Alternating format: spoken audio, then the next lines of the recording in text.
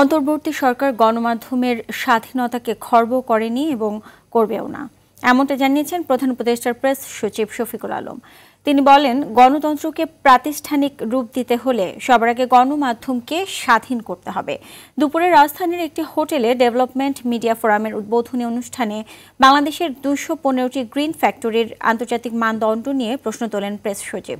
তিনি বলেন, উন্নয়ন সাংবাদিকতা মানে প্রকল্পের বন্দনা নয়। অনুষ্ঠানে বক্তারা বলেন, গত 15 বছরে সরকারের উন্নয়ন কর্মকাণ্ড প্রচার করাই উন্নয়ন সাংবাদিকতা, কিন্তু সে উন্নয়নের সমালোচনার সুযোগ ছিল না।